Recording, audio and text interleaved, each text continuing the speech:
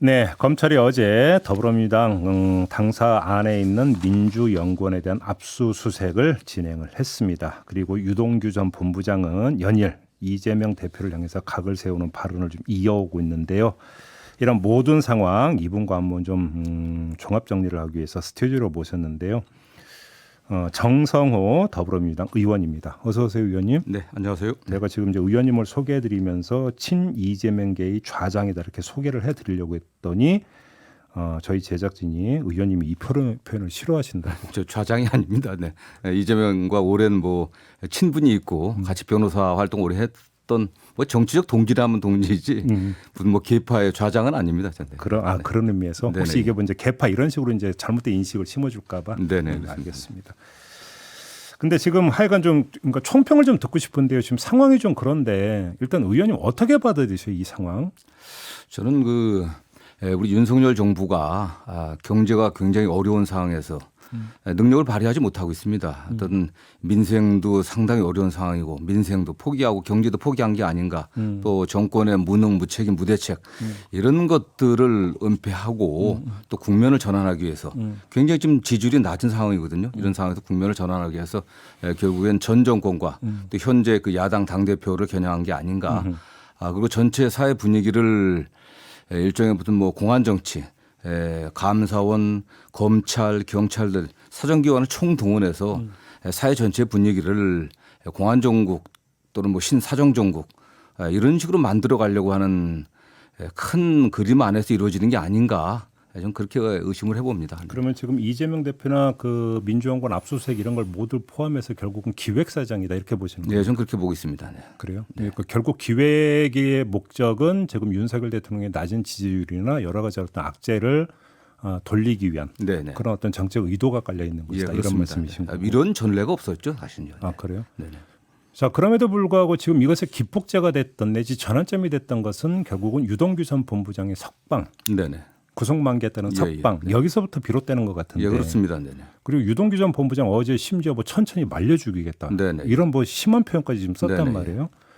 지금 유동규 전 본부장이 왜 저런 행보를 보이고 있다고 생각하십니까? 말씀하신 것처럼 유동규 본부장이 현재의 처지, 그가 처한 상황을 보면 좀 이해될 것 같습니다. 그가 특정경제 가중처벌 위반, 뇌물수수 혐의로 지금 구속돼서 재판받고 있거든요. 구속 만기가 됐습니다. 구속 만기가 되면 중대범죄 관련해서는 대개 검찰이 어떠한 수단을 동원하든지 다시 구속기한을 연장합니다.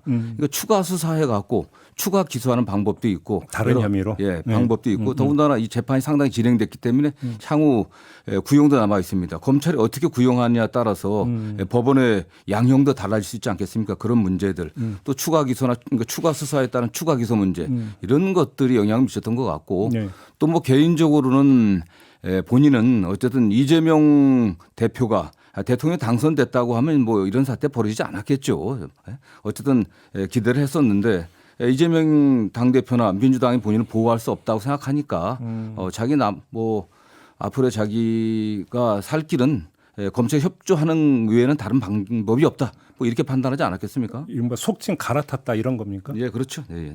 근데 지금 일각에서는 이른바 가짜 변호사 이제 표현을 그렇게 하고 있던데 가짜 변호사 문제가 있었다. 이 점을 제기하는 가짜 변호사라는 게 변호사 자격이 없는 사리가 가짜 변호사지. 근데 여기서 가짜라는 것은 도와주려고 한다는 의도의 가짜라 아마 얘기하는 것 같은데. 유동규 본부장도 알고 이미 성남시와 일정한 여러 가지 관련을 맺어갖고 알았던 그 변호사 해당 변호사 그런 거 좀 알고 있는데 변호사가 접견하려고 하면은 구속돼 있는 피의자 또는 피고인이 동의하지 않으면 안 됩니다, 본인이. 동의해서 만났던 거고 당연히 변호사로서야 전반적인 상황들을 갖다 알아보려고 했던 거고 또 이재명 쪽에서도 또 해당 피고인 관계되니까 피고인이 어떤 심경에 있는지 어떤 생각을 갖고 있는지 알아보는 게 너무 자연스러운 거 아니겠습니까, 그게? 그래요. 그러니까 애당초 그 변호사가 이제 변호사를 합류한 것부터가 일단 유동규 본부장의 오케이를 했으니까 가능했던 그렇죠. 거다. 네. 예. 본인이 동의하지 않고 어떻게 변호사가 되겠습니까? 그게. 알겠습니다. 지금 이제 문제는 8억 원이 있지 않습니까? 네네. 그러니까 검찰은 대선 자금으로 적시를 했는데 네네. 이거는 부당한 혐의고 말도 되지 않는 것이다. 이런 그 입장이십니까? 저는 이게 검찰이 이게 짜맞추기 이게 한 게 아닌가. 당시 유동규 그다음에 김용 뭐 GPS만 확인해도 뭐 할 수 있는지 모르겠지만 그 당시 통화 기록 조회해 갖고 뭐 비슷하게 장소 일치하면은 예. 그 연결지어서 만든 것 같아요. 어떻게 정치 자금을 받을 때 돈 주는 사람 따르고 전달하는 사람을 몇 단계 거쳐서 받겠습니까? 예. 굉장히 위험한 거죠, 사실. 예. 정치판에 비밀이 거의 없다는 게 되게 정설인데 예. 이게 남욱이 만든 돈을 갖다가 이모 씨, 정모 씨 통해서 유동규 통해 갖고 김용한테 전달됐다는 거 아니겠습니까? 지금 의원님 말씀은 만약에 그게 정말 대선 자금을 은밀하게 전달을 해도 부족할 판에 네네. 도대체 그렇게 몇 단계 거쳐서 전달하는 게 말이 되느냐 그렇죠. 이 말씀이십니까? 예. 저는 그 여러 가지 시점들 상황들을 갖다가 파악한 다음에 그걸 끼워 맞추기 한 게 아닌가. 또 당시 남욱이나 이모 씨 또는 정모 씨 또 유동규 씨에 연결되는 뭐 자금 일정한 흐름이 있었으니까 되었겠죠. 그러나 그게 김용한테 전달됐다고 하는 직접적인 증거는 아무것도 없습니다. 네. 아 그래요? 예.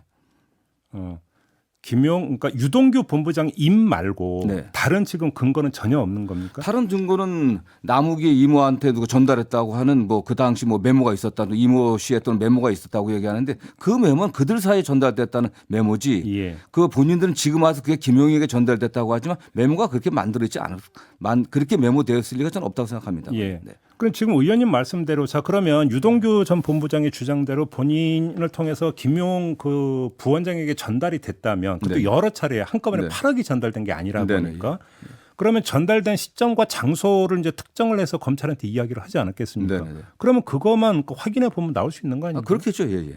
그래요? 예.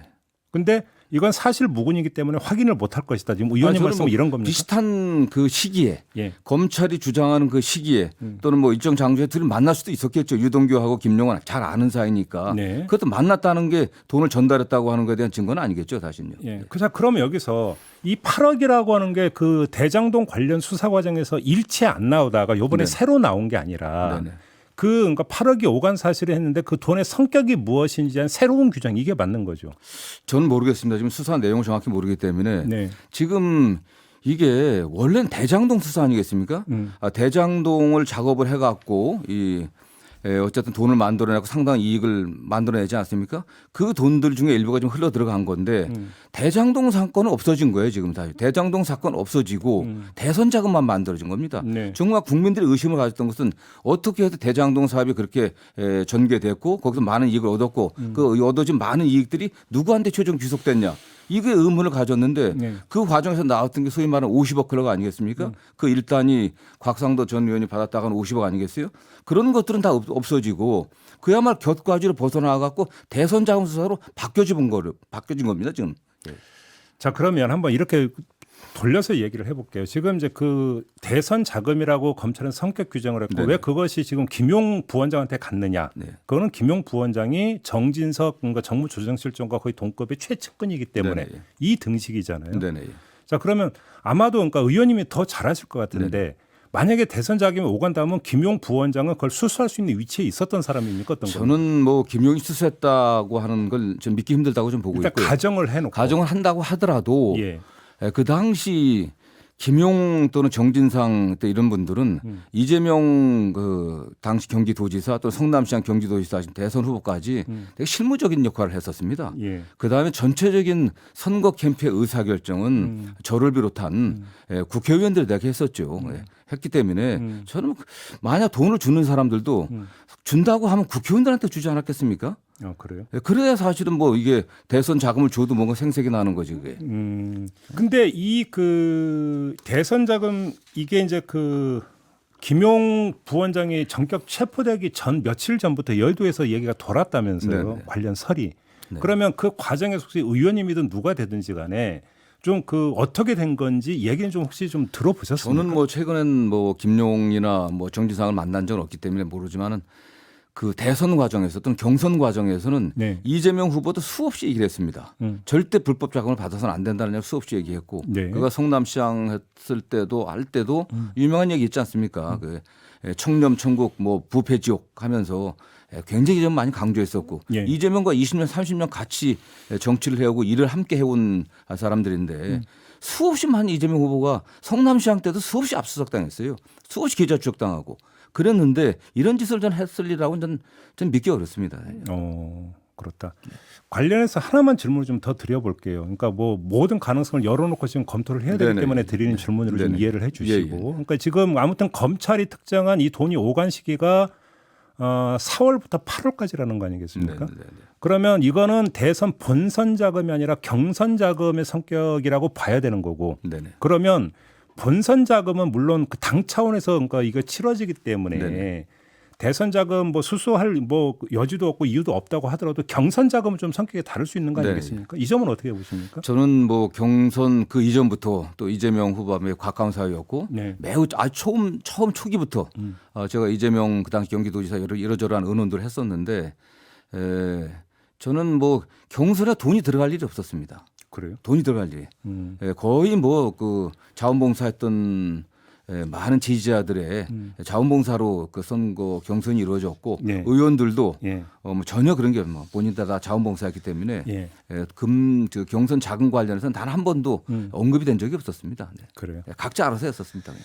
알겠습니다. 이 문제는 이 정도로 하고 어제 유동규 본부장이 또 하나 제기한 게 이른바 고 김문기 전 처장과 이재명 대표 간의 관계. 네네. 이거에 대해서 뭐 호주 가서도 뭐 같이 뭐 골프 치고 했는데 무슨 소리냐 이런 취지의 주장을 했고요. 네. 근데 유동규 전 본부장 입이 그러니까 열리기 전에 사실은 관련 사진이 공개된 적도 있지 않습니까? 네네. 예. 그래서 결국 이재명 대표가 과정에서 거짓말했던 거 아니냐. 이래서 공직선거법 위반으로 지금 기소가 된 네네, 거죠. 이 그렇습니다. 점은 어떻게 봐야 되는 겁니까? 전 모르겠습니다. 저도 국회에서 뭐 국회에 출입하는 기자들이 굉장히 많지 않습니까? 같이 식사를 하고 명함 주고받고 뭐 그래도 잘 기억이 안 나는 경우가 많이 있습니다. 그래요. 국회에서 왔다 갔다 하다가 딱 만났을 때 인사하면 어느 언론사 기자지 이런 생각이 있는 게 물론 이 성남시 같은 경우도 제가 알기로는 직원이 정규직만 해서 3,000명 이상 되는 걸 알고 있습니다. 물론 뭐 중요한 역할을 했던 분이라고 나중에는 그렇게 뭐 평가를 받고 있지만 그 당시 많은 직원들 만났을 때 뭐 이름하고 얼굴이 잘 생각 안 날 수도 있는 거고. 근데 그때 공개됐던 사진을 보면 뭐 몇십 명이 그 때로 몰려서 뭐 움직인 게 아니라 몇 명이었잖아요. 네네. 그리고 이제 그 해외 여행이었는데 그거를 기억을 못 하니까 여러 명 중에 한 명이기 때문에 기억을 못 한다는 게 이게 납득이 되는 저는 얘기죠. 잘 모르겠습니다. 저도 뭐 같이 주요 당직자들하고 여행 갔다 그 모임을 갖고 하더라도 그때 같이 있었었나? 또는 뭐 누군가 하는 경우가 간혹 있었기 때문에 그게 뭐 그 기억의 문제 아니겠습니까? 그게 알겠습니다. 사실의 문제라기보다는. 예, 뭐 지금 이제 나오고 있는 의혹에 대해서 이야기하는 문제 한도 끝도 없는 것 같고 네네. 이건 이 정도로 좀 가름을 하겠고요. 이 점은 좀 어떻게 보세요? 당내 일각에서 네네. 예를 들어서 김혜영 전 최고위원이나 이런 사람 같은 경우는 이재명 대표의 그러니까 퇴진까지 지금 주장을 하고 있는데 네네. 어떻게 받아들이세요? 저는 뭐 그 적절치 않다고 보고 있습니다. 지금 어쨌든 저희가 판단하기에는 정권의 무능함을 감추기 위해서 또 국면을 전하기 위해서 또 낮은 지지율을 극복하기 위해서 하는 그 총 공세에 대해서 이럴 때는 당에서 단합해 갖고 이 위기를 극복해야죠. 그런 게 먼저지. 지금 이제 뭐 의혹 제기가 있고 수사 시작한다고 해 갖고 네. 그래요 당 대표를 갖다가 당원이 선출한 당 대표를 또 국민도 같이 참여했던 그런 경선을 통해서 당선된 당 대표를 물러나라고 하는 것은 적절치 않다고 보고 있습니다. 네. 그래요. 혹시 관련해서 이재명 대표하고 좀 얘기 나눠보셨어요? 뭐 특별히 뭐 얘기는- 흉금 터놓고 얘기 나누시는 관계시잖아요. 저는 뭐 늘 당황하지 말고 차분하게 해라. 김대중 대통령께서는 3번의 사형 선고를 받고 극한의 위기에 처해 있었지만 늘 의연하게 했다. 저는 그런 얘기를 자주 해주고 있습니다. 이재명 대표는 뭘 하시던가요? 본인 뭐 웃으면서 그러려고 노력하고 있습니다. 그렇게 얘기합니다. 그래요? 네네. 자, 그럼 한번 이렇게 여쭤볼게요. 자, 그 공직선거법 위반 사건과 관련해서는 그 검찰 조사를 거부를 했어요. 이재명 대표가. 네네. 자, 그러면 요번 건 같은 예를 들어서 그러니까 그 8억 원 관련 네네. 어느 시점에선가 이재명 대표에게 그러니까 조사받으라는 검찰 통보가 오지 않겠습니까? 뭐 그렇게 예상이 되죠. 네네. 예. 이것도 거부하실 겁니까? 전 모르겠습니다. 그에 대해서는 어떻게 되든 간에 네. 지금 뭐 현재 우리나라 그 재판 구조가 공판 중심주의입니다. 네. 검찰에서 뭐 간다고 하더라도 묵비권을 행사해야 될 가능성이 좀 많다고 보고 있습니다. 왜냐하면 짜여진 시나리오대로 수사할 게 분명하기 조사에 때문에. 응하더라도. 예. 그렇기 때문에 지금 뭐 수사기관에서 입증이 자신이 있다고 하면 굳이 조사 안 해도 됩니다. 어차피 법원에 가갖고 공판정 안에서 진실 여부가 다퉈져야 될 거기 때문에 저는 뭐 큰 의미 있는 거라고 생각하지 않습니다. 어차피 검찰 조사 단계에서는 진실이 안 가려질 것이다. 네. 그래서 그러면 지금 의원님의 말씀에 따르면 조사를 거부할 수도 있고 설령 응하더라도 묵비권 행사한다. 이런 아니 말씀이시죠? 뭐 그건 여러 가지 이제 방법 중에 하나니까 지금 예. 뭐 그렇게 제가 말씀드릴 수는 없고요. 예. 다만 뭐 상황에 따라서 어떻게 저희들이 대응할지는 그때 대화해야 할 것 같습니다. 네. 근데 한번 그러면 이질 만약에 근데 그 검찰에 출석을 하는 일이 만약에 발생을 한다고 가정을 하면 네. 대표직을 유지한 상태에서 출석을 해야 된다고 생각하십니까? 뭐 그렇죠. 예, 예. 네. 그거는 네네 뭐 특검 가능성은 있다고 보세요.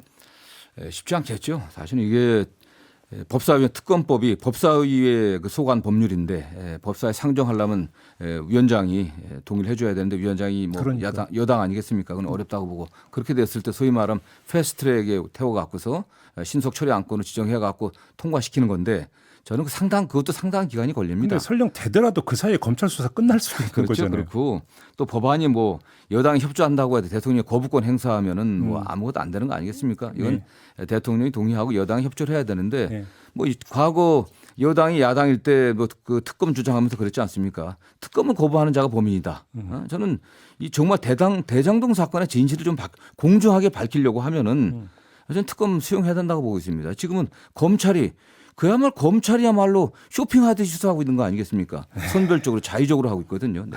오히려 쇼핑을 검찰이 하고 예, 있다. 검찰이 하고 있는 거죠. 어제 한동훈 장관 말 이제 네. 받아주시고 말씀하시는 거예요. 네, 맞습니다. 네. 지금 그 대통령 시정연설은 그러니까 불참하기로 한 겁니까? 보이콧 행동 방식이 어떻게 되는 겁니까? 오늘 아침에 일단 의원총회가 좀 9시부터 예정돼 있거든요. 거기서 예. 결정될 것 같습니다. 다만 그 예산 관련 시정 연설이라는 게 내년도 예산안이 이러이러한 내용으로 편성됐으니 그렇죠. 국회에서 좀 협조를 해달라, 잘 처리해달라, 그거 협조를 당부하러 오는 거 아니겠습니까? 그렇죠. 그런데 대통령께서 말씀하시면서 다른 예산인지 물론 그 예산도 포함되어 있겠죠. 그 국제기구 지원 예산 아니겠습니까? 그 관련해 갖고 국회에 이 아무개 EXX. 이 XX들이 뭐 승인해 주지 않으면 어떠냐 이렇게 이런 말씀하셨는데 최소한 그 당시에서도 그게 미국 의회냐 한국 의회냐 했을 때 미국 의회가 아니다 그랬습니다. 그럼 한국 국회의원에 대해서 이 XX 말씀했으면 그런 정도는 유감 표시하고 국회 와서 이거 협조해 달라고 하셔야지. 그게 최소한의 도리 아니겠습니까? 그럼 오늘 국회 와서 시정연설 전에 잠깐 환담할 자리가 이제 보통 이전 관례로 보면 있잖아요. 네네. 최소한 이 자리에서라도 그러니까 좀 유감 표명이 있어야 된다 이런 저는 말씀. 그랬으면 좋겠습니다. 좀 그게 정말 최소한의 도리라고 생각합니다. 네. 알겠습니다. 자, 말씀 여기까지 드려야 될 것 같네요. 고맙습니다, 의원님. 네, 고맙습니다. 더불어민주당의 정성호 의원과 함께했습니다.